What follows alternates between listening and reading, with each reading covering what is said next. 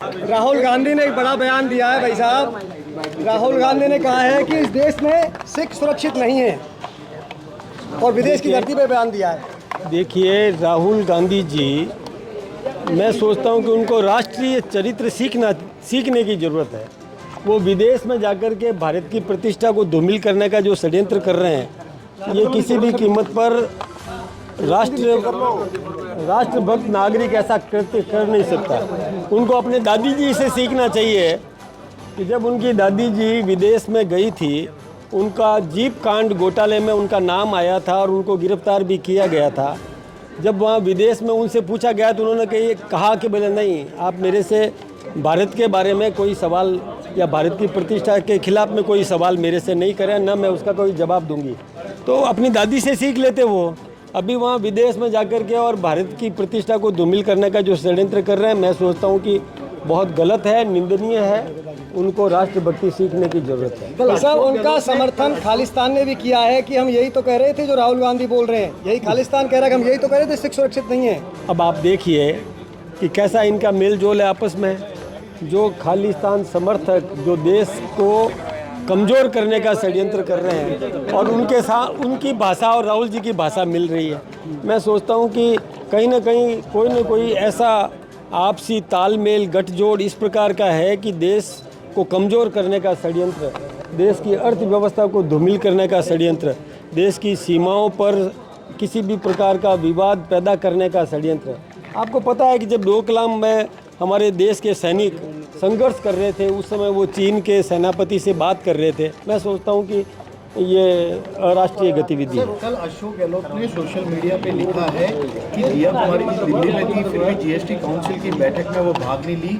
शायद राजस्थान और दिल्ली के बीजेपी के नेताओं के बीच सब कुछ ठीक नहीं चल रहा है। चाहती तो मार्बल अगर के बारे में जीएसटी कमेटी में बात हो सकती थी। मैं एक बात आपसे कहूँ, अशोक गहलोत जी जब राजस्थान के मुख्यमंत्री थे, तब ये ईआरसीपी के लिए कई बार हमारे केंद्रीय मंत्री ने कहा कि आप अपने सेक्रेटरी को तो भेज दीजिए। आपका मंत्री नहीं आए, सेक्रेटरी तो आ जाए। न वो अपने मंत्री को भेज पाए, न वो सेक्रेटरी जा पाया। इस कारण से ईआरसीपी का काम 5 साल तक लटका रहा। वो अपने गिरेबान में झांक करके देखे कि क्या स्थिति है। उसके दूसरे पे आरोप नहीं, मैं बात करूंगा क्या स्थिति थी, किसको बुलाया गया था, किसको नहीं बुलाया गया था।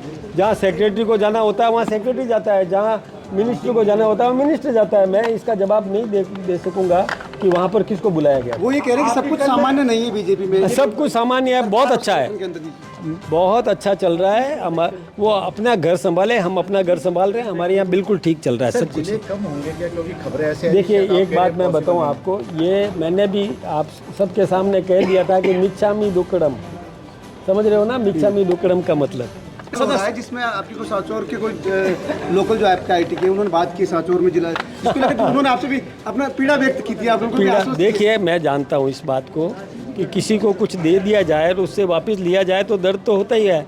मैं इस विषय पे चर्चा इसलिए नहीं करता कि ये मेरा विषय है भी नहीं। मेरा विषय है संगठन का काम करना, मेरा विषय है अपने परिवार को संभालना।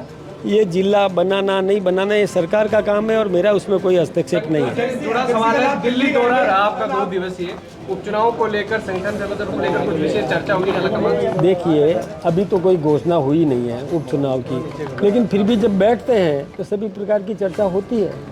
और बिल्कुल अभी तो सदस्यता अभियान को लेकर के चर्चाएं थी और इसके अलावा जो भी बैठते हैं तो सभी प्रकार की चर्चाएं तो होती हैं। कुछ टीम में बदलाव को लेकर कुछ बातचीत। ऐसा ये एक बात मैं आपको बताऊं, आप कोई बहुत बड़ा बदलाव होने वाला नहीं है।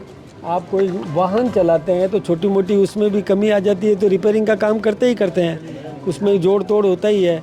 घटाने का काम कोई नहीं करने वाला। रिपेयरिंग को लेकर सबकी नजर है कि रिपेयरिंग का वो नहीं ऐसा कुछ भी नहीं। सदस्यता अभियान को लेकर के चर्चा हुई, हम पूरा करेंगे। लेकिन भाई साहब कई बार तो ऐसे जब एक वोट भी नहीं मिला तो आप वहाँ सदस्य कैसे बनाएंगे? तो सुधारेंगे ना, उसमें ठीक करेंगे ना, इसीलिए तो सदस्यता अभियान नए सिरे से शुरू हो रहा है।